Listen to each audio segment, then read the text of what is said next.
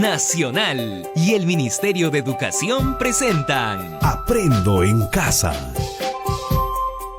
Ministerio de Educación. Gobierno del Perú. El Perú primero.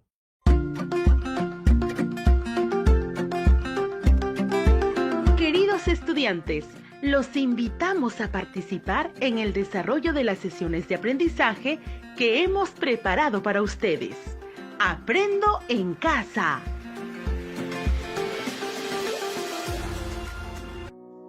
Muy buenos días, estudiantes del quinto grado de secundaria. Muy contento de compartir con ustedes la sesión radial de comunicación del día de hoy. Hoy seguiremos aprendiendo temas muy interesantes y novedosos. Recuerda, este espacio se ha convertido en una muy buena oportunidad para estar en familia y aprender junto a ellos. Y no te olvides, antes de comenzar la sesión, debes recordar siempre las recomendaciones para no contagiarnos del COVID-19. 1. Taparse la boca y la nariz con un pañuelo de papel al toser y estornudar, y después debes arrojarla a la basura. 2. Lavarse las manos de manera permanente. Y 3. Estar siempre en casa. Antes de iniciar la sesión, te recomendamos lo siguiente. Estar acompañado de un adulto o hermano mayor. Él o ella te acompañará en esta experiencia de aprendizaje durante la emisión del programa. Debes coordinar con tu familia para evitar cualquier tipo de interrupciones. No olvides tener a la mano tu cuaderno de trabajo de comprensión lectora de quinto grado de secundaria, tu libro de antología literaria, un cuaderno o un bloc de notas, así como hojas de papel y todo lo que necesites para tomar apuntes. Recuerda, todos los apuntes de las actividades desarrolladas deberás estar registrando y archivándolo en tu portafolio. Tenga a la mano también un diccionario para consultar palabras que tengas dificultad en su significado.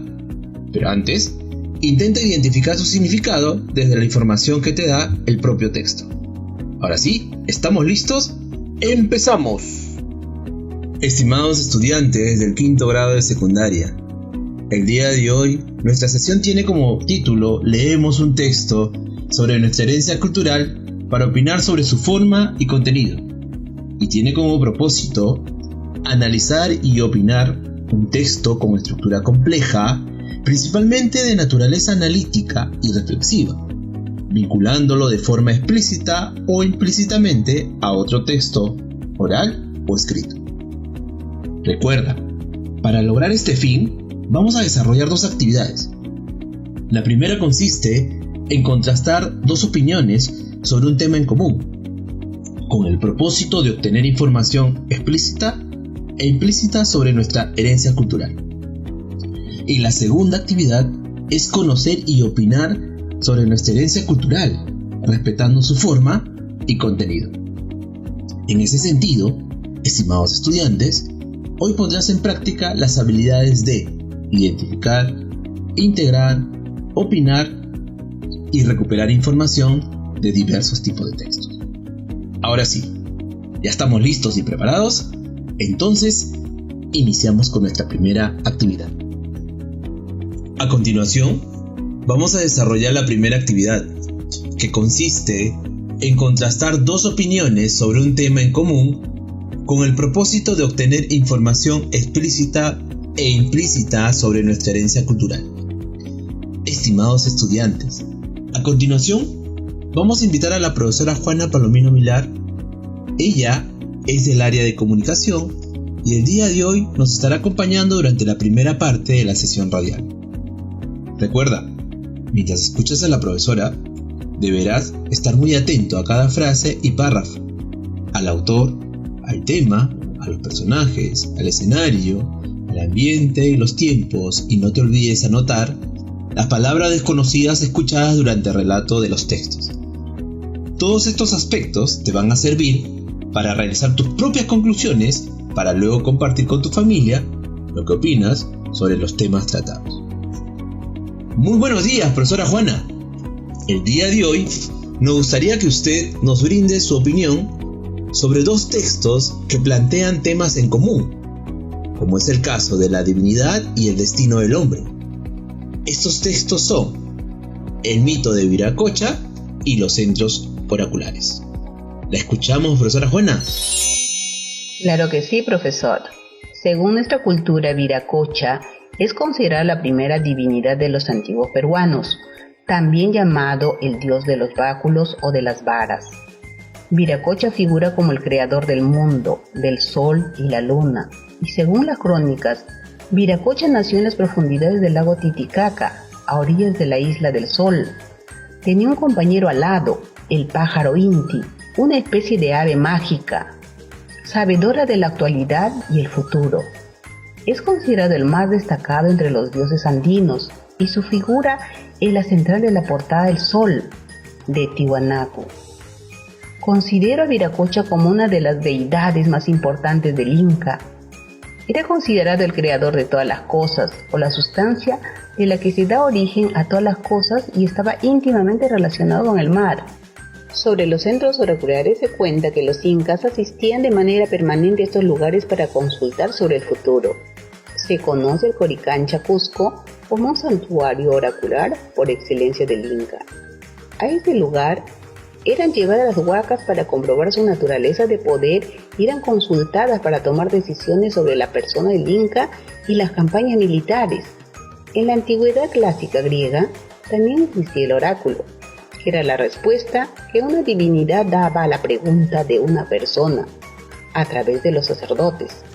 En la antigüedad, siempre que se acercaba a una fecha importante o pasaba algo fuera de lo común, se consultaba el oráculo. Estimados estudiantes, deben recordar que una opinión es una idea que expresa una postura o valoración personal de un tema. Una opinión no es ni verdadera ni falsa, sino que frente a ella podemos estar de acuerdo o en desacuerdo. Muchas gracias, profesora Juana, por tan importante información. Estimados estudiantes, ahora tendrás que responder a las siguientes ideas planteadas. ¿En tu comunidad existe algún mito que relate este tipo de costumbre para averiguar o predecir el futuro? ¿Qué opinas sobre esto? En nuestra antigüedad, los relatos hacen presente la necesidad de dialogar con seres que pueden predecir y adelantarse al futuro. ¿Qué otras culturas conoces en donde estuvo presente el oráculo para predecir el destino? Bríndanos tu opinión. Ahora, vas a comentar con tu papá, mamá, hermanos o algún familiar que se encuentre contigo las respuestas a las ideas planteadas. Muy bien, estimados estudiantes, lo están haciendo muy bien. Recuerda siempre tener tu cuaderno y hojas para anotar tus comentarios. A continuación, desarrollaremos la actividad número 2. A través de la siguiente actividad, vamos a conocer y opinar sobre nuestra herencia cultural, respetando su forma y contenido. Estimados estudiantes del quinto grado de secundaria, a continuación escucharás el análisis y el relato de un fragmento del cuento La agonía de Rasu Ñiti, del autor José María Arguedas. Este texto se encuentra en la página 141 de la sesión de aprendizaje para educación secundaria en ámbitos rurales, área de comunicación. Recuerda, mientras escuchas la lectura, debes estar muy atento a cada frase y párrafo, a las interrogantes, a la presencia del autor, el tema, los personajes, el escenario, el ambiente, los tiempos, y no te olvides de anotar las palabras desconocidas escuchadas durante el relato del texto. Todos estos aspectos te van a servir para realizar tus conclusiones y luego lo compartas con algún familiar cercano que se encuentre contigo. La agonía de Rasu Ñiti, autor José María Arguedas. Breve análisis. Vamos a conocer un poco más sobre el cuento de la agonía de Rasu Ñiti, que fue publicado en 1962. El escritor peruano José María Arguedas, a través de esta historia que remarca un mito ancestral peruano, en donde se usa la danza de tijeras y el cóndor como símbolo que de algún modo se pretende recuperar y reivindicar del acervo mítico de la cultura indígena peruana. Por el contrario, el simbolismo de la danza de las tijeras, según José María Arguedas, se relaciona con un proceso ecológico de vida, muerte y regeneración respecto a la deidad de Huamani. Arguedas, uno de los mayores intelectuales indigenistas del siglo XX en el Perú, trazó el baile siguiendo los conceptos andinos tradicionales de la dualidad cósmica, aunque coincide en que la danza manifiesta una clara rebelión contra un opresor extranjero. La danza de las tijeras es originario del sur de los Andes, en Perú. Consiste en un reto entre dos o más bailarines, llamados danzak, acompañados de sus respectivas orquestas de violín y arpa. La creencia dice que bailaban para comunicar mensajes del Apu Huamani, dios de la montaña, quien se manifiesta como cóndor. Ha tenido diferentes significados y representaciones a lo largo de la historia. Lo cierto es que se convirtió en símbolo artístico y patrimonio cultural inmaterial de la humanidad. Sobre el cuento narra la muerte del personaje principal, quien baila al ritmo de la música hasta morir. Los símbolos que se tomaron para analizar que marca el camino de la muerte fueron las moscas negras, el maíz, el cóndor, en una representación de Huamani, la sombra, las tijeras, la danza. Se establecieron sus significados, semejanzas y diferencias. Con ello se pudo comprobar que el cuento trae aparejado un sentido único y profundo que el autor intentó plasmar con precisión, ese rito peruano que deviene en mito y que demuestra que las raíces indígenas son lo que formó el individuo latinoamericano, en este caso peruano. A continuación, un fragmento del texto La agonía de Razuñiti. Estaba tendido en el suelo, sobre una cama de pellejos. Un cuero de vaca colgaba de uno de los maderos del techo. Por la única ventana que tenía la habitación, cerca del mojinete, entraba la luz grande del sol. Daba contra el cuero y su sombra caía a un lado de la cama del bailarín. La otra sombra, la del resto de la habitación, era uniforme. No podía afirmarse que fuera oscuridad. Era posible distinguir las ollas, los sacos de papa, los copos de lana, los cuyes, cuando salían algo espantados de sus huecos y exploraban en el silencio. La habitación era ancha para ser vivienda. El corazón está listo. El mundo avisa. Estoy oyendo la cascada de sangre.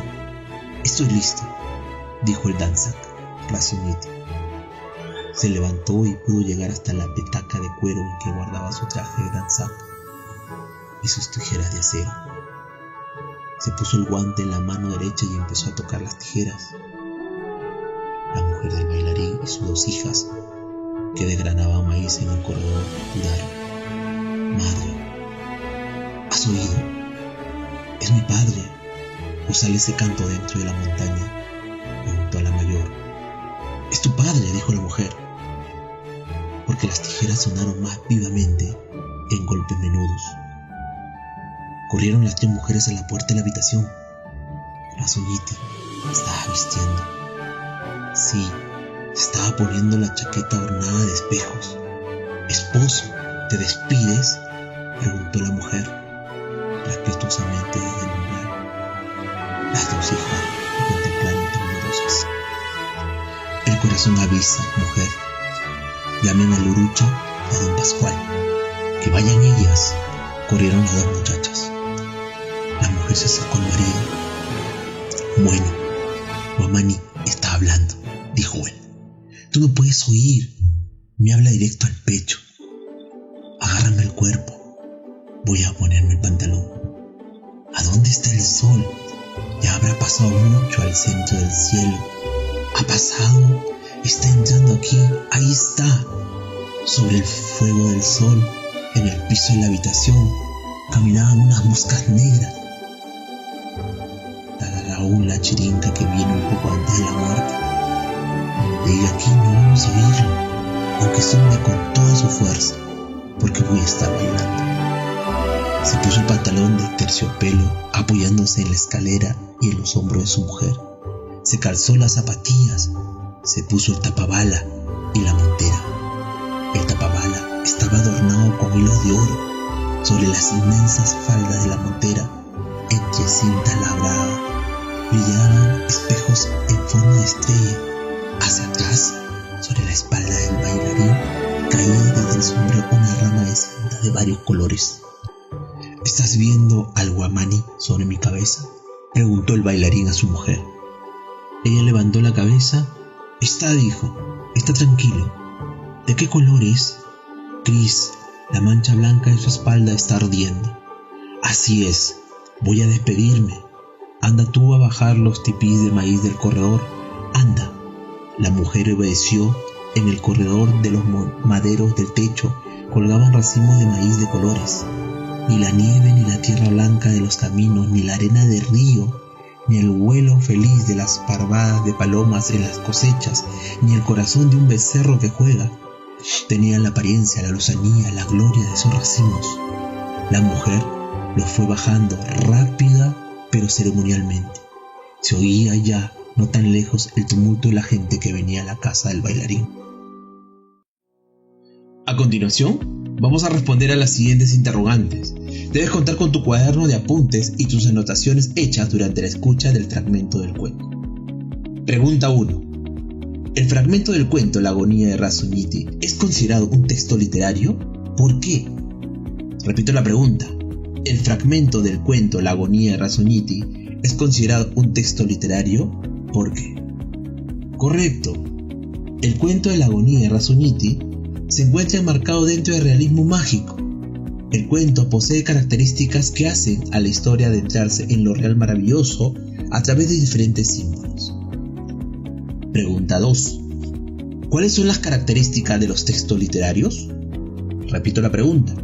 ¿Cuáles son las características de los textos literarios? Muy bien, los textos literarios se caracterizan en A. Intención poética. A diferencia de otras formas de texto, los escritos literarios ofrecen una experiencia estética al lector, una lectura de la cual se desprende un aprendizaje de tipo espiritual, un asombro ante el funcionamiento del texto mismo. Por ejemplo, con la lectura de un periódico o de las instrucciones para usar un electrodoméstico. B. Subjetividad. El texto literario es fruto de dos sensibilidades en contacto, la del autor y la del lector. En ese sentido, no se trata de un texto objetivo, informativo, que busque explicarle al lector cosas sobre la realidad, sino a menudo cuestionarla desde un punto de vista subjetivo, desde un abordaje original e irrepetible. C. Espíritu de la época.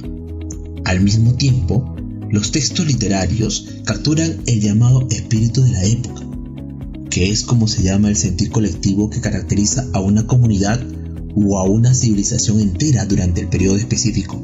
Por ejemplo, las novelas existencialistas capturaron el pesimismo y la depresión posterior a las dos guerras mundiales, la primera y la segunda, a mediados del siglo XX. Pregunta 3. ¿Qué opinas sobre la intención del autor al describir lugares donde ocurre la historia? Te repito la pregunta.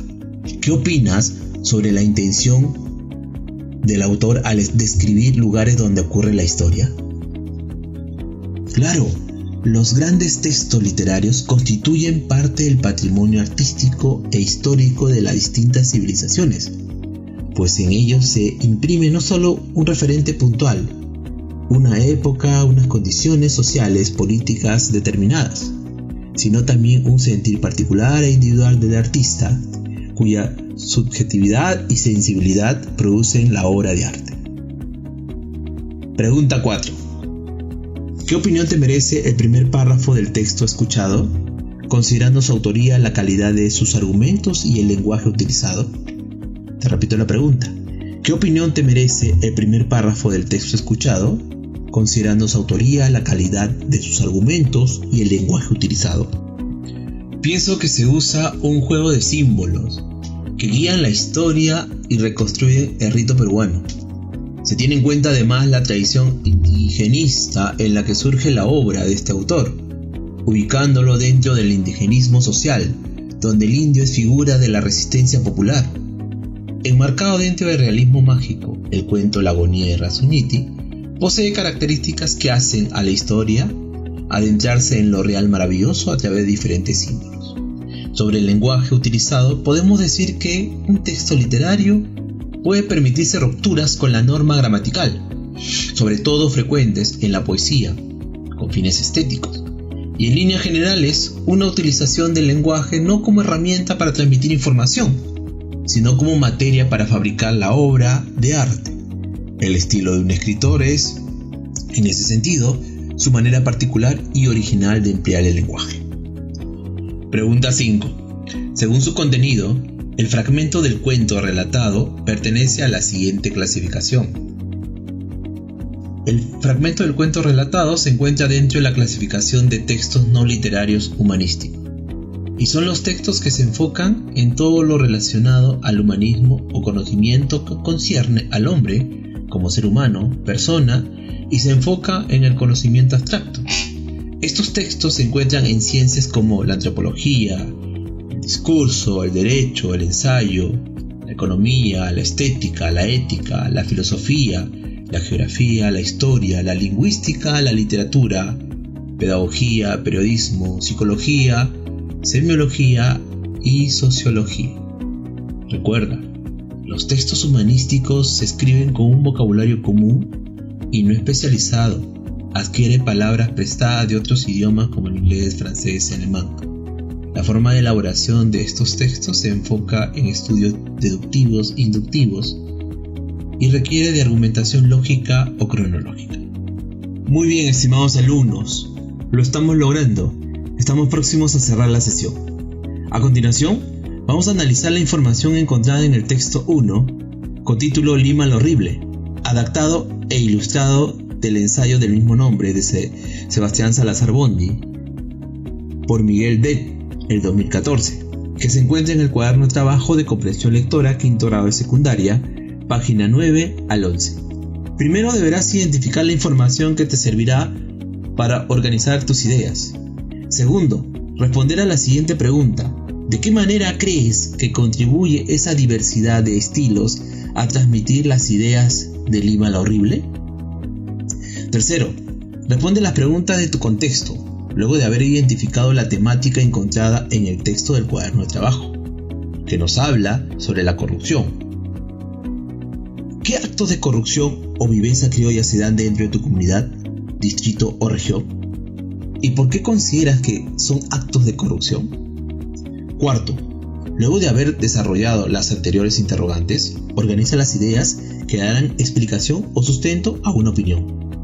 Escríbelas todas las ideas con ayuda de guiones. Ten en cuenta que cada idea debe ser diferente de la otra. De cada una de ellas podrás desarrollar un argumento. Te sugiero tener presente los siguientes elementos al escribir tu opinión: una tesis, conectores de causa y un buen argumento. Una vez terminado de organizar tus ideas y llegar a conclusiones, deberás explicar qué opinas sobre el tema encontrado en el cuaderno de trabajo, que es sobre la corrupción. Presenta a tu público más cercano, puede ser tu papá, mamá, hermanos, primos o algún familiar que se encuentre contigo.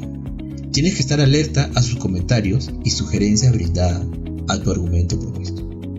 Estimados estudiantes, el día de hoy has podido analizar y opinar un texto con estructura compleja, principalmente en naturaleza analítica y reflexiva, vinculándolo de forma explícita a otro texto oral o escrito. Sigamos adelante, sí podemos. Ahora que estamos terminando la sesión, te pregunto, estimados estudiantes, ¿qué pasos seguiste para poder cumplir cada actividad propuesta en la sesión? ¿Qué habilidades pusiste en práctica? ¿Cómo lo hiciste? Reúne a tu familia en un lugar adecuado y pregúntale qué opinión tienen sobre la existencia de algún mito o costumbre de tu comunidad sobre algún ser que predice el futuro. Asimismo, ¿qué opinión tienen de aquellas personas quienes son dependientes de personajes místicos? Organiza la información y deberás redactar una conclusión con un sustento claro y coherente. Todos estos pasos regístrala en una hoja y archívalo en tu portafolio. Padre de familia que has estado acompañando el día de hoy a tu hijo o hija en este espacio de aprendizaje. Escucha a tu hijo o hija cuando exprese sus ideas y cuando te solicites tu apreciación o comentario sobre la actividad que realiza. Dásela con cariño. Asegúrate desde el acompañamiento cercano que tu hijo o hija pueda planificar y desarrollar la tarea que se le ha asignado al final de la sesión, definiendo tiempos y plazos, estrategia de cómo lo va a hacer, etc. Bríndale palabras de reconocimiento por la dedicación y el esfuerzo que le pone al desarrollo de las actividades. Estimado docente, cuando te comuniques con el estudiante, bríndale retroalimentación sobre la sesión de hoy. Pregúntale qué aprendizajes obtuvo y qué dudas tiene al respecto. Solicítale que te explique lo comprendido sobre el análisis realizado a los textos con estructura compleja, principalmente de naturaleza analítica y reflexiva, vinculándolo de forma explícita o implícita a otros textos. Asegúrate que el estudiante defina sus tiempos y estrategias para mejorar su producto, que es conocer y analizar la información de diversos tipos de textos literarios con estructura compleja de manera que le permita redactar una conclusión con un sustento claro y coherente. Oriéntale cómo organizar su producto en el portafolio. Hasta nuestro próximo programa. Nacional y el Ministerio de Educación presentaron Aprendo en casa. Ministerio de Educación. Gobierno del Perú. El Perú primero.